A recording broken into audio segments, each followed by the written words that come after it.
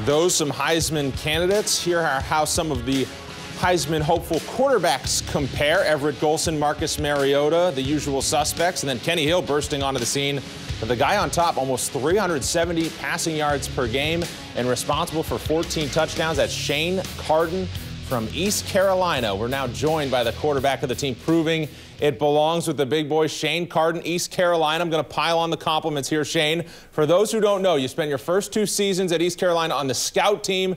You played different positions, even offensive line at some point. Now you're the quarterback that a lot of people are talking about with Heisman Trophy contenders. What kind of journey has it been for you? It's been a crazy one. I used to talk about it, 2 years on the scout team. Play some different positions, but you know, I learned a lot about myself and just dealing with adversity and be able to come through that and get to where I am now. It's been a fun journey.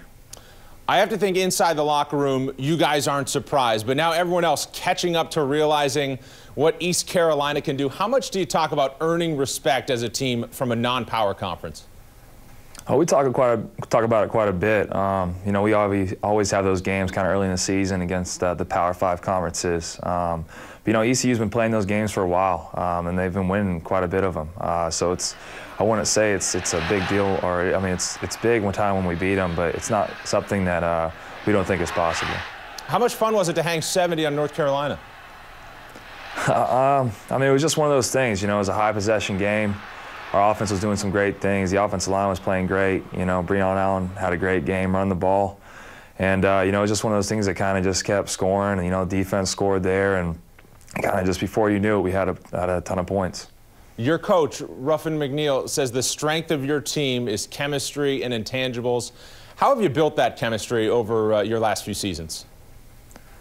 I think just going through some of the hard times together. You know, 3 years ago, you know, we were kind of having a rough season. We were able to kind of pick it up from there and get to a bowl game. And then last year, having the season we did. And, you know, every offseason, you go through the hard workouts and the crazy training, and you kind of just build that relationship you have with one another. And, you know, our team's very close. It's a very much of a family atmosphere, very far away from any kind of business.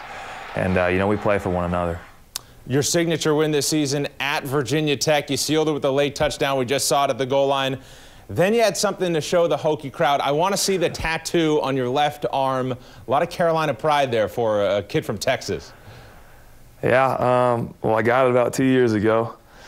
And then it kind of showed up a little bit last year when we played North Carolina. And there happened to be a camera guy right there when I showed it off, and that picture kind of blew up. And when we scored against Virginia Tech, it's just kind of one of those things that goes along with how ECU's been. You know, we got a chip on our shoulder, and you know, you got to be prepared when you play against us, because, you know, we don't really bow down to anyone. We don't flinch, as Coach Ruff would say, and we look forward to challenges.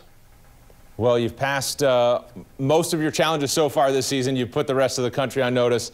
ECU quarterback Shane Carden, the Pirates get going in American Athletic Conference play with SMU a week from Saturday.